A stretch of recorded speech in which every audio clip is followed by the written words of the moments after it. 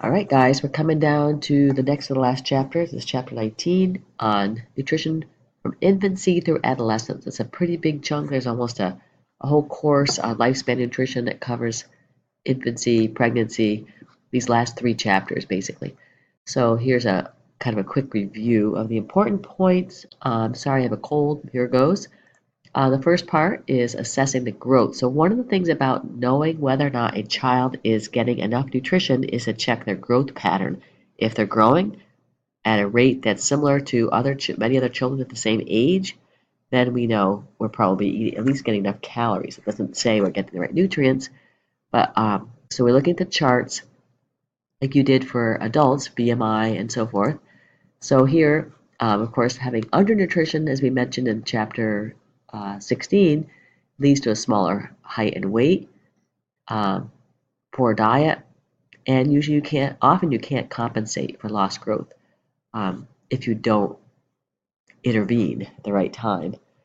So when children are growing, toddlers, as they age 1 to 3, they slow down quite a bit. It's still rapid, but it's not as fast as the first year. So when you look at the infant, it's very quick. The brain is still growing very quickly. The weight doubles by around 6 months. It triples by a year. So I always remember if a baby's born at 7 pounds, you expect them to be around 14 at 6 months and around 21 at a year. Their length also increases by 50%. So that's a huge rate that grows, which even though it's still quick at toddler ages, it's not as quick as the first year. But they still are gaining 5 to 7 inches and 9 to 11 pounds during this period of time. So we're just making sure we get enough nutrition, and we're going to look at the growth chart. So it's really important to know where the child sits on the chart. If they're 50th percent, of course, it's average. So you remember seeing these charts you may have before. So there's a boy and a girl chart. There's one from birth to 24 months. You would use this chart if you're measuring the child in a recumbent position, which means you're laying the child flat on a scale. Once the child can stand up, you would use this chart. So right around 2 years of age, there's kind of a break. You might start using this instead of this. So this is the chart for boys from 2 to 20. There's also one for girls. You can find these easily online by just looking up CDC growth charts for boys or girls. This is showing two different things as well. This is showing the age, so it's really important because I think you have a homework assignment that has to use these charts. So for this one here, you look at the age of the child, so birth, say a 3-month-old child, and then you would see, okay, the 50th percentile, you go up from the y-axis across to the x, and you find out that 50th percentile would be about 12 and a half pounds for a 3-month-old. Or if you have to chart a child, you know its weight and its age, you can chart like they did and see that it should try to follow this trajectory. That means it's growing at a rate that's good for its age. Once you figure out the BMI, that means you take the weight divided by height squared, then you can also chart that. So if you note the BMI of a 7-year-old, you would chart that. So an average BMI of a 7-year-old is about 17. Well, 17 for an adult looks way too low, makes them look way too skinny. So that's why we don't use the same BMI chart as the adults do, because children are still growing at different rates. You expect a little drop off between 4, 5, and 6. They have the least amount of fat, least the lowest weight, and then they pick up. And then they can use the adult chart between 18 and 20 years of age. So there's two things you might look for. You might look for their age, weight for age, length for age, or you might look for their BMI for age. There's two different charts, also boys and girls. So that's something to be aware of for the homework. So basically, the BMI chart, you can see here a 10-year-old boy has a BMI of 23, he'd be obese, even though for an adult, 23 is pretty good. A 50-year-old boy here with a BMI is just a little bit over average. He's within normal weight ranges. So you can see the way we determine an overweight child is by looking if it's between the 85th and 95th percentile. So this is the 85th, 95th, that yellow range. Anywhere in this range, they considered overweight. Anything above the yellow line in the pink area is considered obese for a child. And then all the green area is pretty normal. And below that is considered underweight. The 5th percentile or lower is underweight child. But really what you want to do, and the reason you chart them so often, is you want to make sure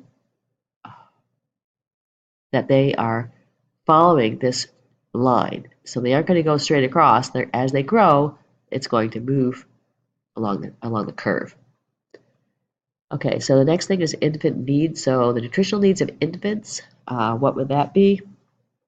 Well, basically, you can determine by different ages. There's a estimated energy requirement like you did for your own calorie needs. You can do them for all different ages. There's different formulas for each age. But on average, a 6-month old gets about 700 calories a day. If they're using breast milk or formula, that should be enough until they're 6 months old, and then they usually take solids in addition to the milk. And in a year, you try to wean a child to just a bottle or cup of regular cow's milk. And the reason they need the energy is because they are growing so quickly, and they have a lot of body surface area, a lot of heat loss, so that requires energy as well. Okay, so then here just shows some of the different nutrients sources they could use. They could use milk from a cow or human. They can use formulas. There's a soy formula.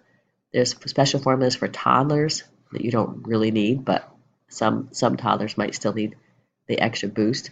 So human milk, you can see the energy, and cow's milk is about the same, but the protein is quite different. It's a lot higher in cow's milk than human milk. On the other hand, human milk is much higher in fat than cow's milk. In addition, human milk is higher in carbs, and the type of carbs is different as well. So there's not the same constituents of the macronutrients. It isn't, you can't just substitute one for the other. That's why human milk is considered an advantage. And also you could try different formulas which they try to match as closely as possible to human milk. So you can see the fat level isn't quite as high, but it's getting there. And then so the carbohydrate is high, protein's a little higher than human milk. So protein needs are important, 9 to 14 grams per day. Remember, we need about, it ends up being about 50 to 70 grams per day, so it's quite small in comparison.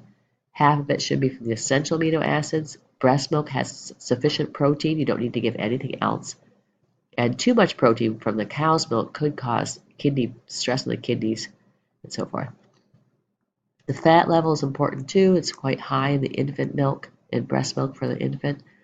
It does drop down after a year, but half the energy from breast milk is from fat because of the development of the brain. The brain is a high percentage of fat. The nervous system is a lot of fat. The myelin sheaths, all this is developing that first year. And then other things that are important are some minerals. So we need iron stores. So usually babies take solids around 4 to 6 months, and usually they're iron fortified cereals. I think it says iron, number one brand from iron. So they are running out of their iron supplies from being the pregnancy, and there isn't much iron in breast milk itself. So now the fortification is important. Other nutrients are zinc, iodide, that's for brain health, for growth, and then fluoride around 6 months. It may be needed depending on the fluoride in your water wherever you live. Other important things or guidelines for infant feeding is we talked about the different kinds of milk. How do you know when they're ready for solids? Like when do you start feeding with a spoon? When do you move from a bottle to a cup? So there's some different guidelines. Here we have for breast milk as a recommendation as the best food source, as we already mentioned. It has not only just high protein, but also immunoglobulins, and also it has carbohydrates that help induce the gut microbiota so that babies don't get nearly as sick if they're breastfed compared to bottle-fed babies. When do you give them solid food? So here you can see this child, there's a lot of food in his face. He's not really able to figure out, his tongue isn't quite developed enough to really swallow it and know how to move it back to his throat. He also doesn't quite know how to do the spoon yet. It needs some fine motor skills to be able to handle the spoon and coordination. So usually when they reach around 13 pounds, which is around 4 to 6 months, or they start consuming about 4 cups or 32 ounces of formula, or if they breastfeed more than 8 times a day, then probably it's time to give them extra nutrients in solid foods.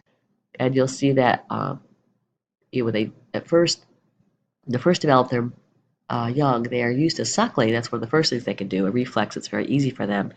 They also have a gag reflex, so it's hard for them at first to figure out how to swallow and move their tongue from the front of their mouth to the back of the mouth, and also from side to side. That takes some coordination. As they learn to speak, and learn language skills. They also learn some feeding skills. So anyway, you start with solids for nutrient reasons and also developmental reasons. And other important things are that you need to make sure you introduce only one food at a time to make sure if they have any allergies, do you know which food they have reactions to? They might have hives, they might get anaphylactic shock or something, which hopefully you don't. You use with strain foods, baby foods, iron-rich foods, and then no cow's milk until they're at least a year old. And then here we just talk about weaning. So as they learn to use a cup, they stop using bottles, and that is a good thing to move to cups and not to keep using a bottle after a year or so because of what's called baby bottle syndrome. It can easily rot the front teeth, especially if they fall asleep with their bottles. Other tips for this age then is the toddlers. So we quickly look at the toddlers and the preschoolers. The nutrition concerns here is that they aren't growing nearly as quickly. They still gain quite a bit of weight, but their growth rate is tapering off, which means their appetite is tapering off. So every food that a toddler eats is an important food because they eat so little in comparison to an adult. Iron-rich foods are particularly important for brain development and brain health. Calcium-rich foods are also important, but if a child is still in a bottle, they tend to drink too much milk and not enough iron fortified foods. So it's important for the balance to make sure they're not always drinking milk from a bottle. They move to a cup and start eating solids from the table. Other important things are you can use the My Plate to make sure the nutrient density is good so that they have small portions, things they don't choke on, things they can use with their fingers to try to feed themselves and gradually use their own utensils so that they can feed themselves. Practical tips is making sure that you have the child help with the food so they become used to it, give them different flavors and different textures. Make sure you try new foods many times because it takes them a while to get used to a new food. Just because they don't eat it once doesn't mean they don't like it. It just means you need to try some more. Other problems might be that one day your child eats and eats and eats, the next day he doesn't eat anything, which might worry you, but that's normal. It's called a food jag. 6 meals is not a bad idea because they have small appetites. They might need a snack between every meal. And then if we move into the next age group, which is school age nutrition, this is one where we see a lot of concerns with the National School Lunch Program, where you're hoping that kids will get a balanced meal at school at least because so many children do not eat vegetables or fruit.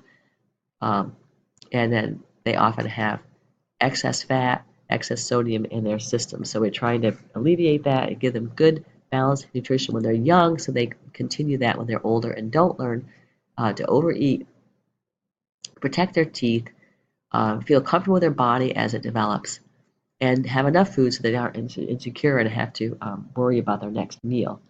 So the WIC program and some of the other social programs will help with that. So a lot of children don't eat breakfast.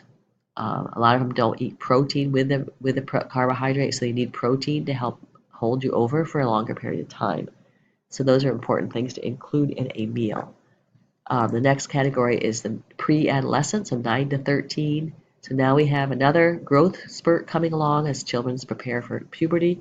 There's a lot more fat and muscle tissue growth during these years, so it's important to, again, to get all the nutrient bases. Here is now you have the influence of peers and other role models besides a parent. So what other people eat is often going to affect what a teenager or preteen is going to eat. So that's important. Now we have adolescence, which is the 14 to 18-year-olds. Again, the spurt, which occurs around 9 or 10 for girls, 10 or 11 for boys, occurs first. And then with puberty beginning, they need plenty of nutrients for fat content.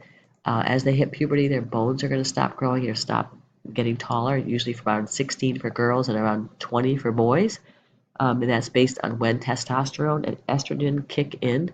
So you'll see a stop in growth.